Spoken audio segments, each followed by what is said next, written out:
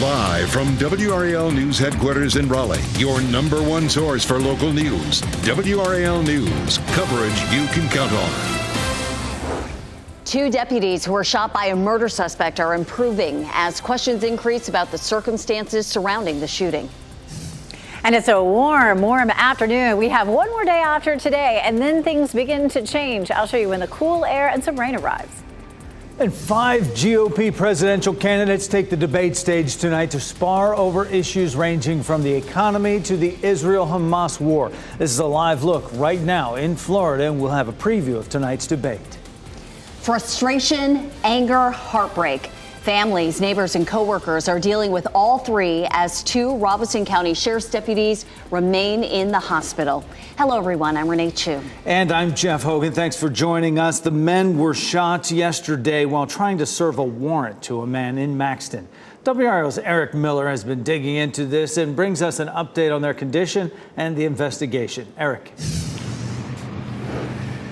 Jeff, just in the last few minutes, we got new information from the Robeson County Sheriff's Office. We're told Sheriff Wilkins was actually here this morning visiting both deputies here at the Cape Valley Medical Center along with his command staff. We're told those 2 deputies who were shot, they are awake, alert, talking, and in good spirits this morning as they continue to recover from those terrible events yesterday.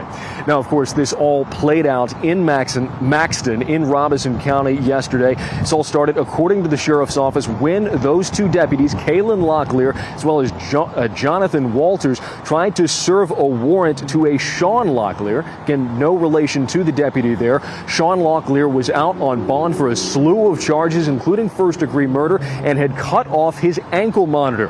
When the deputies got out there to that scene, the Sheriff's Office says Locklear ran into the woods. There was an exchange of gunfire, and all 3 men were hit.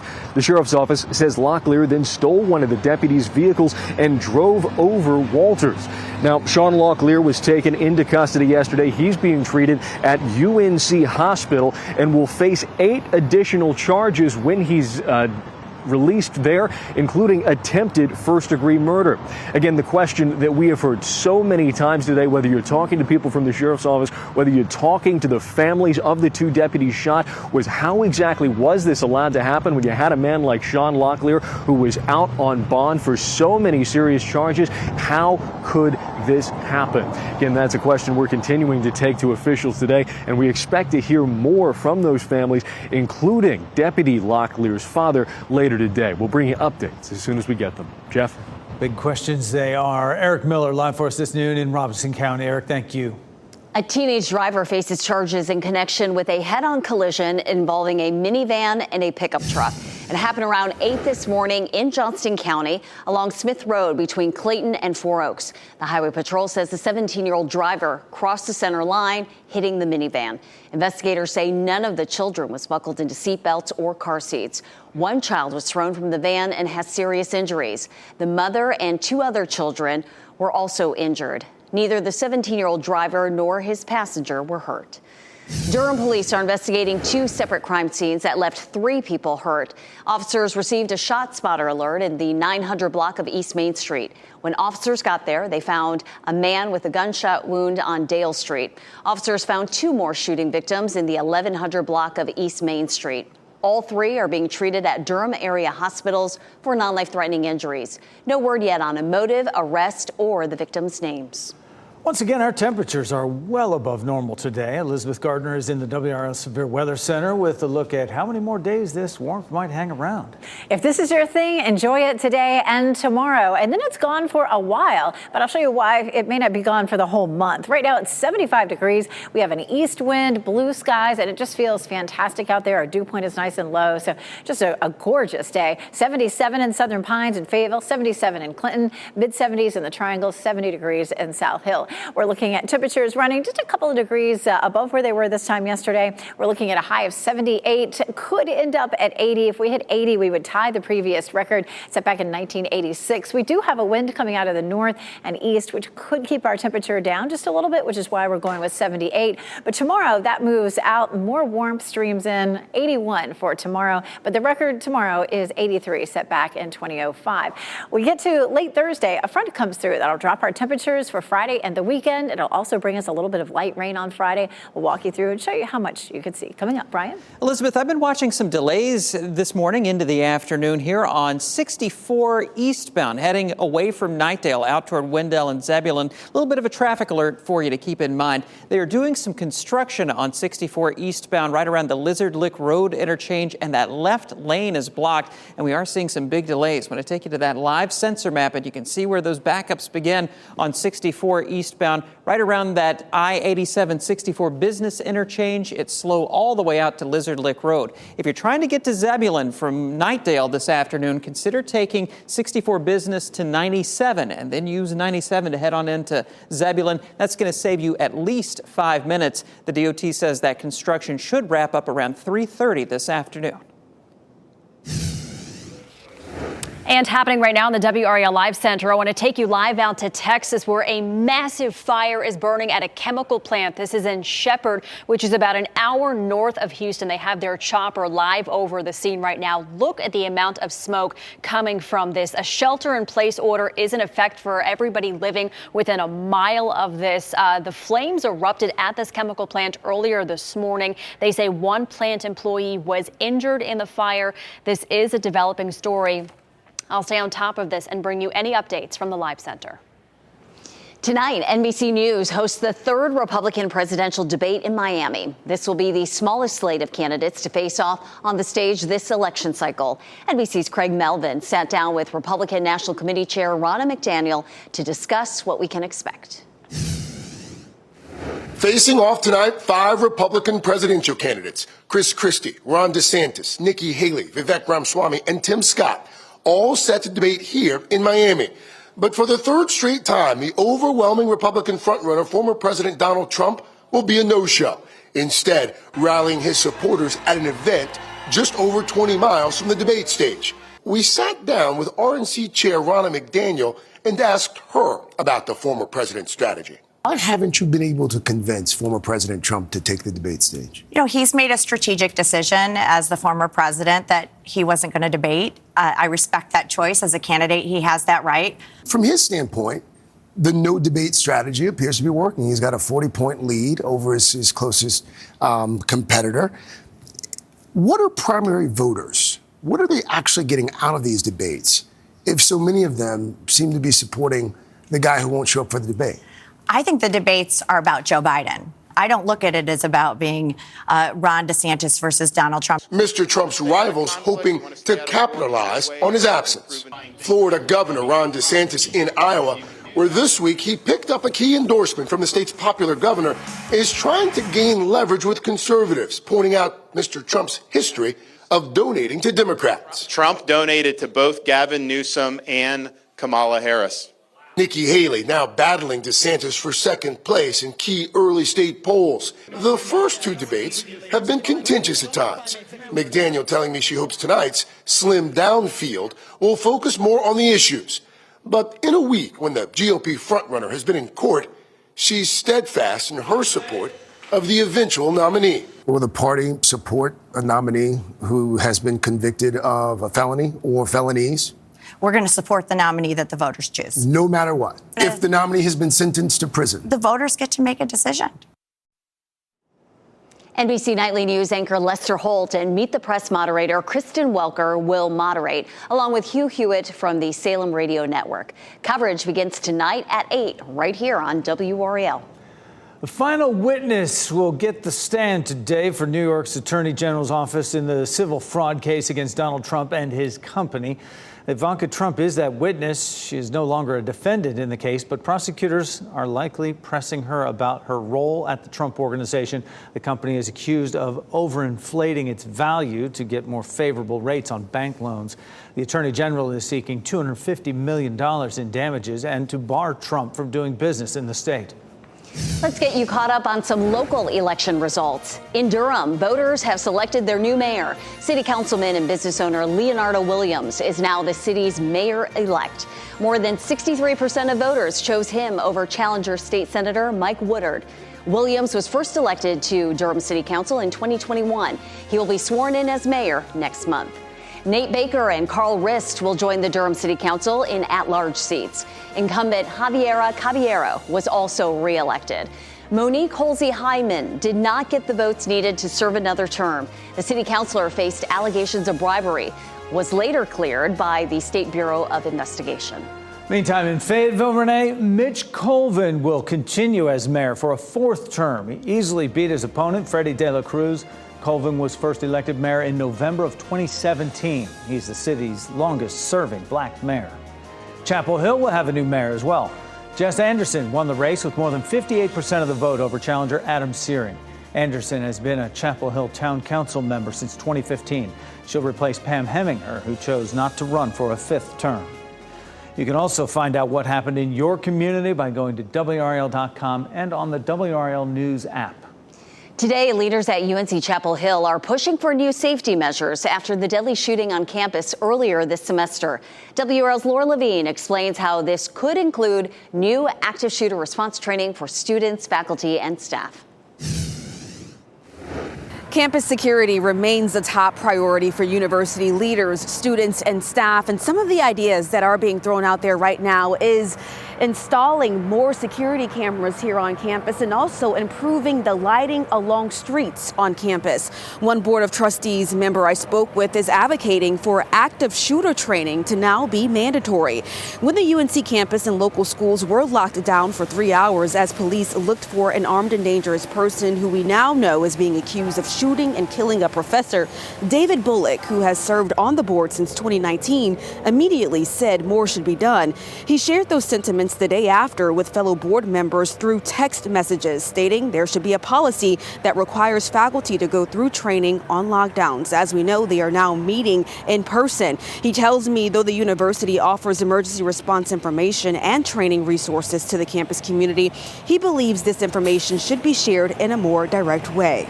Well, I believe that what we need to do is get it in front of students, make it part of orientation. Get it in front of faculty, make it part of the start of the new school year or semester, because ultimately it's about saving lives. And that type of training is very important. University leaders and university police are working on a full debrief of that August 28th shooting. He tells me, though, that will not be presented today, but in the coming months. Laura Levine, WRAL News in Chapel Hill. A Uvalde, Texas mother whose daughter was killed in the Robb Elementary School shooting lost her bid to become mayor of the city. Kimberly Mata Rubio led the call for tougher gun laws after the mass shooting that killed her 10-year-old daughter Lexi and 18 other children. 2 teachers were also killed. Voters elected former Uvalde Mayor Cody Smith. Smith's campaign did not address the failures of the police response to the Robb Elementary shooting. Next at noon, a Fayetteville water main break floods a family out of their home and closed a road for hours. What work crews are doing to fix it? Also, an Arkansas man is free on bond after hiding his daughter inside his home. Why police say he did it. Plus, talk of another government shutdown. The uphill battle for Congress to find a solution with 9 days to go. Download the new WRAL streaming apps on Roku, Fire TV, Apple TV, and Android TV.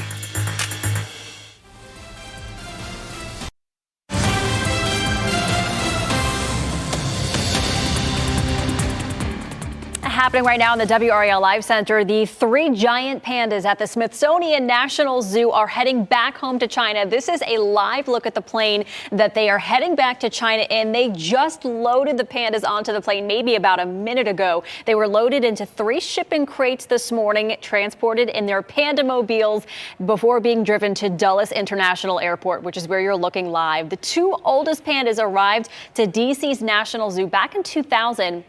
But the U.S.-China Panda program dates all the way back to 1972. The zoo staff are calling it a hiatus for the program, but they hope to get the pandas back. 19 hours, that is the flight time to China. They say there will be plenty of snacks on board for the panda. More than 200 pounds of bamboo to keep them happy on their journey back. A long time since D.C. hasn't had those pandas. All right, Michelle, thank you. A water main break in Fayetteville caused road closures for hours. WRAL's Kelsey Coffey explains how crews are still working on those repairs. Crews have been working here for over 7 hours. There's a massive hole that's in the sidewalk here at the intersection of Hope's Mill and Queensdale. Just after 3 a.m., fire crews found water flowing from a water main. That water flooded at least one house in a nearby neighborhood. PWC water crews are assessing the situation. I spoke with the neighbor off camera who says the foundation of his home was flooded. He's facing thousands of dollars worth of damage. The Red Cross is assisting 2 people who've been forced to leave their homes because of this flooding. We're still working to learn the cause of this water main break, but we'll keep you updated as we learn more. Kelsey Coffey, WRAL News in Fayetteville. A major case involving the Second Amendment is now in the hands of the U.S. Supreme Court. A Texas man is challenging the federal law that bans people with domestic violence protective orders against them from owning a gun. In 1994, Congress passed a measure to ensure domestic violence victims could be protected from their abusers. Lawyers for Zaki Rahimi say that violates his Second Amendment rights to bear arms. An Arkansas man who admits sealing his 5-year-old daughter in a nailed-shut compartment in his house is free on bond. John Thompson faces charges including false imprisonment and endangering the welfare of a minor.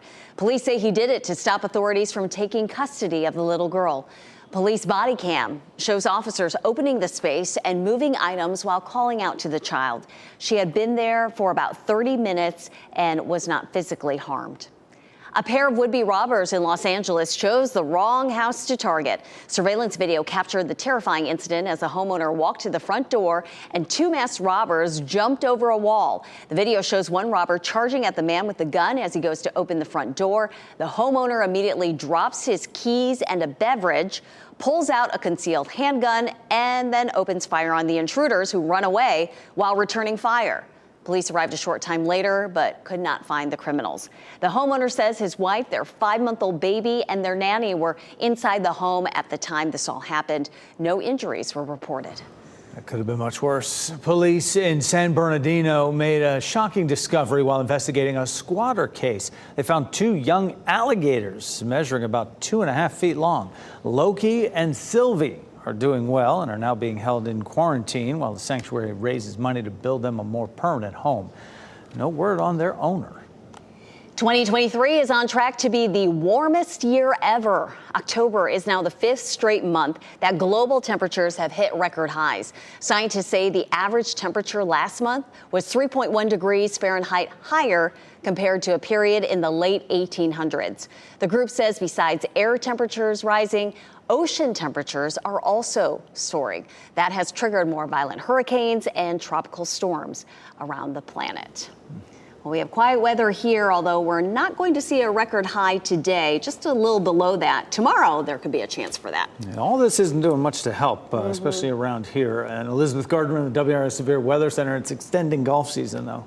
It is. You know, there are a lot of things that people like about the warm weather, certainly, and getting outside to enjoy the weather is definitely one of those. We're on track for the warmest year ever at RDU. I'm going to show you those stats coming up in just a few minutes. But I mean, it's hard to argue with the beautiful day that we're seeing right now. 75 degrees currently. It's a live look, of course, at Longleaf Golf and Family Club there in Southern Pines. We'll climb to 78 degrees for this afternoon, which feels very pleasant with that dew point at 49. Our humidity is low. It's sunny. It's just a very comfortable feel outside right now. Southern Pines, 77, 77 Fayetteville, 74 in Rocky Mount, and 70 degrees currently up in South Hill and in Roxborough. Again, looking at a high of 78 today in Raleigh, 77 in Durham, and 81 in Fayetteville. We take a look at what's happening across the country right now. Typically, of course, we have warmer temperatures in the south and cooler temperatures to the north. This front that's sort of bisecting the country has some ups and downs with it. But of course, this side of the front is going to be cooler than this side. 49 in New York right now and 75 in Raleigh. So here's what's been happening for today. We've had that front dip down into North Carolina, just kind of cracking the door open to some slightly cooler temperatures. Yesterday, it looked like we could climb back into the low 80s, which might have broken a record high. But today, with that door sort of cracked open, we'll likely keep it in the upper 70s, probably not going to hit that record high, but we'll be very close to it. Tomorrow, that front pushes back to the north, allowing a lot of warmth to surge all the way back in and bump those temperatures back into the 80s. This is the front that's going to change everything for the weekend. It zips right on past us and settles down to our south. We'll be on the chilly side of that front starting on Friday and into the first half of next week. We'll also have the potential for some scattered light rain. You can see those green colors over us during the day on Friday are very very faint. That means that we're not likely to see a whole lot of rain. We take a look at Saturday, and we're going to take a closer look and talk about that. But it looks like it's going to be fairly dry for us over the weekend.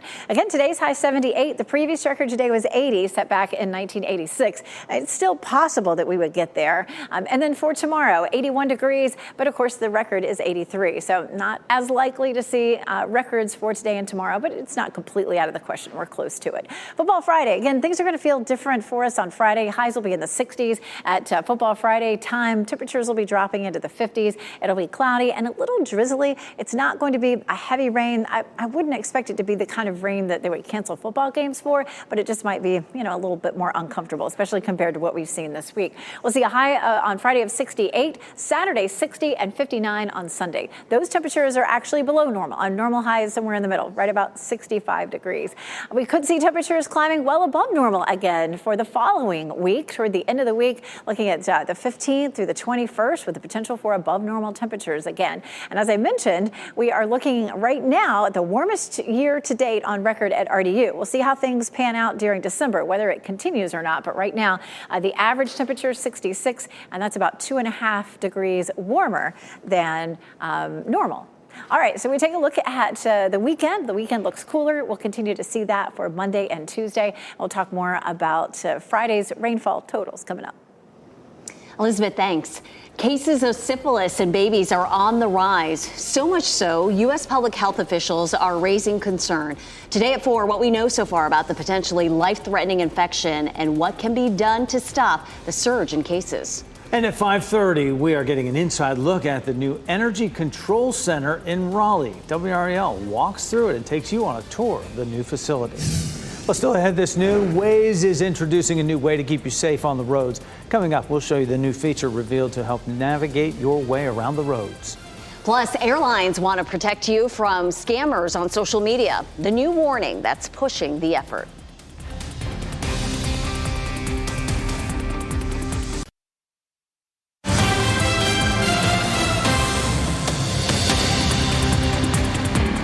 And happening right now in the WRAL Live Center, an armed man was shot and killed by Mooresville police outside Lake Norman Regional Medical Center earlier this morning. Police were called to the scene around 3:45 this morning regarding an individual who told hospital staff he was planning to harm himself in the facility parking lot.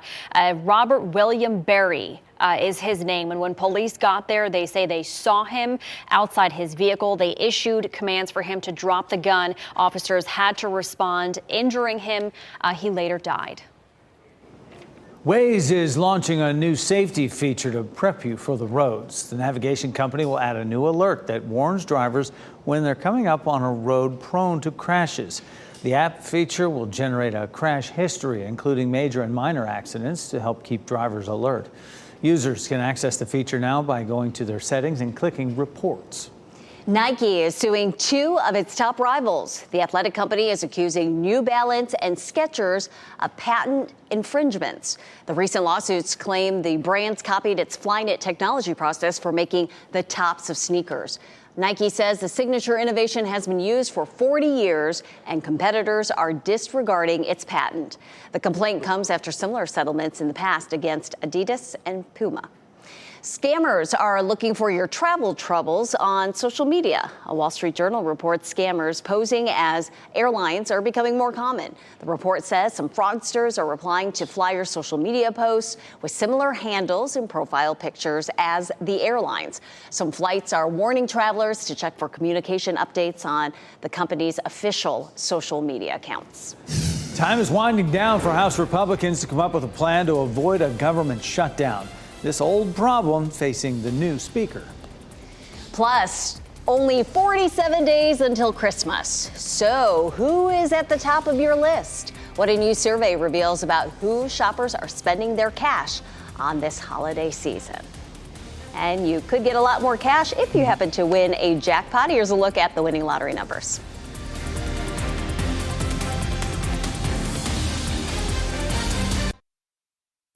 Shot in 4K ultra high definition. Your number one source for local news. WRAL News. Coverage you can count on. Congress has 9 days to prevent a potential government shutdown. So far, House Republicans have not presented a concrete plan to keep things running. John Lawrence explains why any proposal could face an uphill battle. Washington, D.C. is once again facing a possible financial collapse. We certainly want to avoid a government shutdown. It's a dangerous time around the world right now. We recognize that, and we're doing our job. Speaker Mike Johnson and GOP lawmakers in the House went through a series of ideas Tuesday, including a short-term spending bill through January 19th. Many options that are on the table, and we'll be revealing what our plan is in short order. If some Republicans in the House are against any sort of short-term spending bill, Johnson would need Democratic support, and that might be an uphill climb. They want to default on our debt, shut down the government, crash the economy, censure Democrats, and avoid holding their own members accountable. This is who they are. A government shutdown occurs when Congress doesn't pass funding for the federal government without something like a short-term bill. That could cause many problems for the country, including the halting of construction projects and disruptions in food safety inspections. Johnson has until November 17th to deal with his conference, the Democratic-controlled Senate, and the Biden White House. Bipartisanship is the word. Just one side passing a bill just with one party and sending it over is not going to be a very good way to move things forward. That was John Lawrence reporting. According to professional services firm Ernst & Young, the U.S. would have lost $6 billion per week had Congress not prevented a government shutdown earlier this year. Now to the war in Israel, where troops are deep inside Gaza City, taking the fight to Hamas, going block by block, clearing the area of Hamas fighters and closing off countless tunnels used for ambush attacks. As the Israeli Defense Force pushes farther into the city, the pace of civilian evacuations is picking up. Many say they've been walking for days. The U.S. is advocating for what it calls a humanitarian pause in order to get aid into Gaza and foreign civilians out. Israel and its allies say a ceasefire is off the table for now. Tonight, 5 Republican presidential candidates will face off in Miami for their third debate. NBC's Kristen Welker shared the significance of the GOP debate taking place in Florida. It will be interesting to see to what extent does Governor DeSantis, do the other candidates on stage really try to train their sights on former President Trump. Governor Ron DeSantis will look to have a strong performance. It is his home state, after all. But the other candidates also looking for a breakout moment with the Iowa caucuses just about 2 months away. News anchor Lester Holt joins Meet the Press moderator Kristen Welker for tonight's face-off. They'll be joined by Hugh Hewitt from the Salem Radio Network. Tune in to WRAL at 8 o'clock. We want to get you back to more election results now. There was a seat up for grabs on the Cary Town Council. Sarah Kabansal narrowly leads Rachel Jordan for the seat on Council District D by 67 votes. There were 4 bonds on the ballot for voters in Wake County. We start in Fuquay-Varina with the Parks and Recreation bond. That did not pass. And in Holly Springs, a Parks and Recreation bond was also on the ballot. Voters approved that one. Over in Wendell, there were 2 bonds on the ballot. First, the Wendell Parks and Rec bond, which more voters said yes. And Wendell residents also had their say about a transportation bond that got overwhelming support. 70% of voters approved that bond. New this noon, the state just released the COVID numbers, the latest ones that track the impact of the virus and what it's having across North Carolina. WRAL's Ken Smith joins us now with the new information and what those numbers show. Ken? You know, Jeff, the state released that data just minutes ago. This information includes the number of people currently hospitalized statewide. It also tracks wastewater to detect the rate by which the virus is spreading. Now, by the numbers, there was a slight uptick in the average number of patients hospitalized with COVID compared to a week ago, currently at 459. Similarly, wastewater data shows just a slight uptick statewide as well. Now, at this hour, former state health secretary and current CDC director, Dr. Mandy Cohen, is holding a briefing about the Biden administration's COVID response ahead of the holidays. Look for new reporting on the major takeaways from that briefing starting at 4 right here on WRAL. Ken, thanks for that update. The first pill cleared by the FDA to treat postpartum depression may be too expensive for the thousands of women who need it. 1 in 8 women suffer from the condition, which makes it difficult for moms to bond with their baby. The FDA approved Zurzuvae to treat the condition, but it costs nearly $16,000 for a 14-day dose. It's not clear yet if insurance will cover the cost. An IV version of the medication is available, but it must be administered in the hospital over the course of 60 hours at an even higher cost of $35,000. Your child's poor sleep habits may be genetic. New research found kids genetically predisposed to insomnia had more sleep issues. It's the first study providing evidence that being a poor sleeper can also be found early in life. Experts say it's important to establish good sleep hygiene from an early age, and that means making sure kids have a dark, comfortable bedroom and that they finish eating a few hours before bedtime. A watchdog group is calling for new safeguards on digital wallets and payments. The Consumer Financial Protection Bureau says major companies like Apple, Alphabet, and PayPal should be under bank-like supervision. The proposal includes inspections on the company's privacy protections conducted from executives and compliance with laws.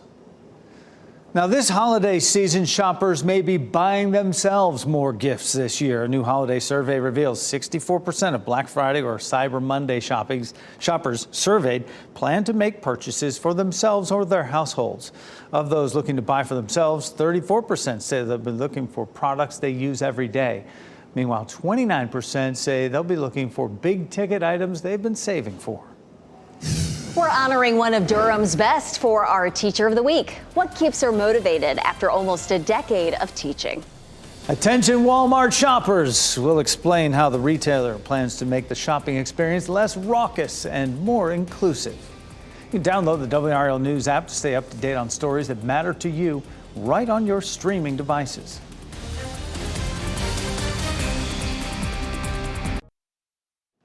Our Teacher of the Week is Durham Public Schools Teacher of the Year. WRAL's Brian Schrader surprises an educator who gives her students a taste of life in college. You can see that English is not boring in Jahara Davis's classroom at Hillside High School in Durham. This North Carolina Central University graduate never thought she'd become a teacher. I come from a long line of teachers, but I just knew I was going to be a lawyer. I just knew it. But Davis found her calling in the classroom. She says her time as a substitute teacher was eye-opening. What I realized, there was a lack of representation. I was either the only black teacher and I was the sub. And that made no sense to me. Davis has been teaching now for 9 years, and she says her students keep her coming back. We just have that relationship, and they yearn for me, and I yearn for them, and I'm so glad I get to teach these kids every single day. Now, this is Hillside High School, but when she's here, it's Village University, and she is Professor Davis, giving students a taste of their options after high school. And I hope it inspires them to go to college and to go into a career, because you got this small HBCU experience while being in my classroom at Village University. You're WRAL's Teacher of the Week. Congratulations. Round of applause. I'm Brian Schrader, WRAL News. Now that's the reaction. If you would like to nominate a teacher, go to WRAL.com and enter Teacher of the Week in the search box. Love the genuine surprise. An art museum is proving that beauty is in the eye of the beholder and that it can improve your mood. The device that's helping visitors see how art can boost mental health. Plus, starting Friday, you'll notice a difference at Walmart stores across the nation. The effort to make the shopping experience more inclusive.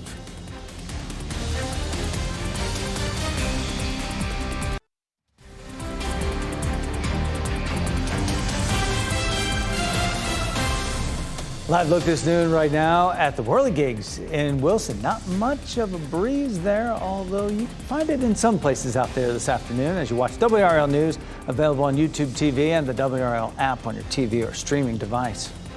When was the last time you went to an art museum? Some neuroscientists say it might be the perfect place to help you get a positive boost to your mental health. Gary Baumgarten takes a look at the unique project helping people see the impacts of art on their brains. The National Institutes of Health says rates of anxiety and depression have only increased since the beginning of the COVID-19 pandemic. And while there's growing calls to make mental health care more accessible and affordable, a new project is highlighting the positive effects visiting an art museum can have on our mood. Engaging with art is potentially a very good thing for our well-being. The Courtauld Gallery in London is using special headsets, letting visitors see how their brains react in real time when they look at paintings that they think are beautiful. If you find beauty in a piece of art that engages the part of your brain toward the front there, and that part coincides with regions that are usually targeted in sort of clinical treatments for things like depression, and it's also a seat of other signals for reward and pleasure and the concept of the self. Previous research has also found that our brains release a neurotransmitter called dopamine when we view something we find attractive. The Cleveland Clinic says dopamine can make us feel good. It's a great way to bridge the worlds of science and art. A recent study commissioned by Art Fund, a British-based charity organization, found 95% of people agree that going into an art gallery and looking at beautiful art is good for us. But what we found is that 4 in 10 people actually only go once a year or less. That was Gary Baumgarten reporting. Officials hope the headsets can shed light on how art benefits our brains. Starting Friday, all Walmart stores will have sensory-friendly shopping hours. Earlier in the year, Walmart tested out quiet hours in an effort to be more inclusive to those with sensory disabilities.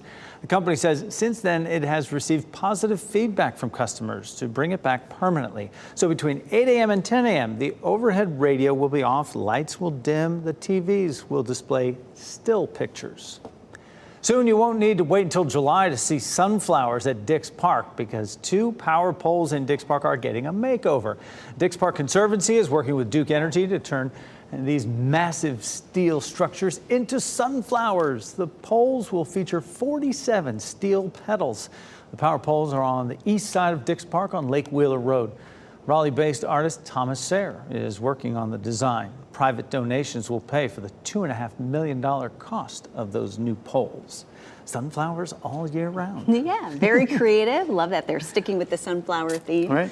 But this season we're seeing mums, those are all in bloom. Although I'm sure they're confused with the temperatures. Yeah. A little bit, no doubt. Yeah, gorgeous out there. Meteorologist Elizabeth Gardner in the WRAL Severe Weather Center. Hope people are taking advantage and having lunch outside. I hope so too, because the temperature is perfect. I was out there just a few hours ago and it just feels so nice. We take a live look at Goldsboro, at Apex. I was thinking we might see a bunch of people walking downtown. I'm sure we just missed them. Same thing here in Chapel Hill. Yeah, there are plenty of people walking up and down Franklin Street right now, enjoying that beautiful sunshine from courtesy of Top of the Hill Restaurant. And of course, Fayetteville, right in front of our newsroom there on Hay Street, looking absolutely beautiful. High pressure has kept things nice and dry for us for the last week or so, at least this particular high. And as I mentioned at the beginning of the newscast, we do have this northeasterly flow because we had this front dip down over us. And that's going to keep our temperatures in the upper 70s to around 80 this afternoon. Tomorrow it lifts northward and we get back into more of a southwesterly flow, easily bumping us into the 80s. But we'll also see increasing clouds during the afternoon. There's lunchtime on Thursday and you can see those clouds really thickening up. The cold front sweeps through during the evening and we'll have the potential for some light rain on Saturday. That pauses us right there at about 6 p.m. and the amount of rain looks very, very light. We'll roll through Saturday as well because you may have outdoor plans. Lots of football games, of course, on Saturday. It looks cloudy and cool with a northerly wind, but it doesn't look wet. We take a look at Futurecast and it looks all dry. What we're watching for Sunday is to see if there's going to be a low that develops down here off the coast. This version of Futurecast keeps all that moisture well to our south, but at least one more version does start to swing some of that moisture up late Sunday into Monday. Right now, this version is showing some cloud cover for much of Sunday, but then beginning to clear. But Sunday, again, we'll keep checking back if you have Sunday plans. We'll see how the models continue to handle that as we get closer to Sunday. Take a look. This is our first run through 8 p.m. of the short-range models, the high-resolution models for Friday. Take a look at how little rain we're going to see. Boy, we need some rain, but if you have outdoor plans, it's going to be cool cooler and cloudy, but it doesn't look very wet. Here's 8 a.m. on Friday. It looks like the morning commute is dry. By the time we get to lunchtime, we start to see a band of rain back to the west, but it almost falls apart over us. At 2 o'clock, a little band of rain that comes through and lasts until around 4 o'clock. So maybe a couple of hours of sprinkles, and then that looks like about it. So we have a 30% chance for Friday. It's a 20% chance on Saturday and Sunday. It's just there almost as a placeholder because the models have been so back and forth about what may happen. But right now, we're definitely trending drier for Saturday and Sunday. Here's a look at our potential rainfall for Friday. Again, it's really low. It's less than 1/10 of an inch, a few hundredths of an inch. So this is not going to help us at all in terms of our drought situation. We are definitely in need of some rain. So far for the fall season, we've had a little over 7.5 inches of rain, which puts us at 1.5 inches below. And for the year, it's over 36 inches, but that's also 3.5 inches behind for the year. So we could use some rain, but what we'll see Friday looks really minimal. After that, it's chilly into early next week and dry. Thanks, Elizabeth. How much would you be willing to pay for a Jeep that's nearly 80 years old? The impressive resume that could help justify its price tag. And here are your winning Mega Millions numbers on your screen right now.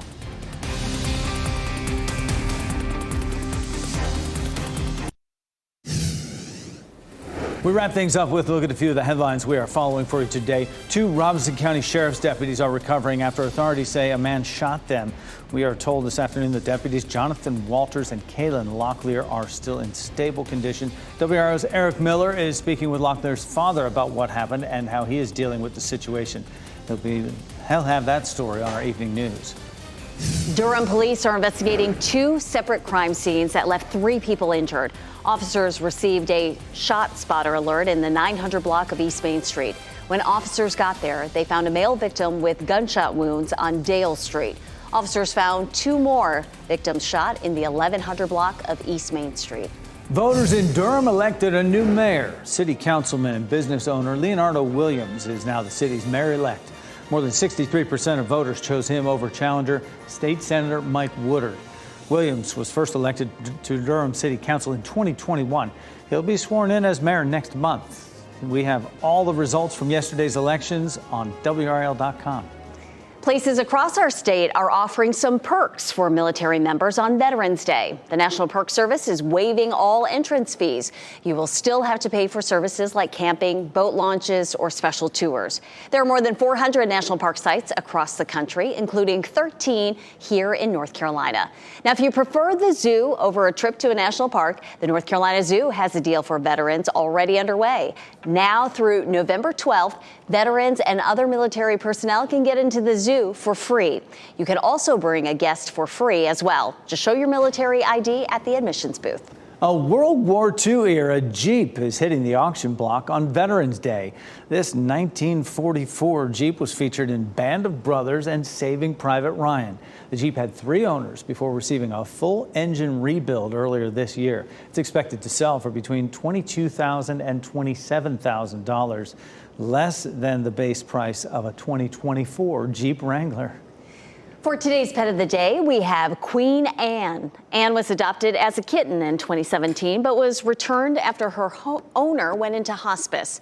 She was very confused and scared, but is now loving snuggles and the armchair life again. Head scratches on her exquisitely marked calico head are sure to bring her pure bliss. If you think you're a perfect fit for this sweet girl, fill out an application on the Cat Angels website. The National Zoo's Panda program is ending after 50 years. DC is saying goodbye to the beloved bears today as they return to China. Why rising tensions between the 2 superpowers may threaten one of the most popular attractions at American zoos. Time for us to get outside. NBC News Daily is next on WRAL. Your next local news update in 30 minutes. And get breaking news updates anytime on our app. Keep watching WRAL News over the air Channel 34 and Spectrum Channel 1257.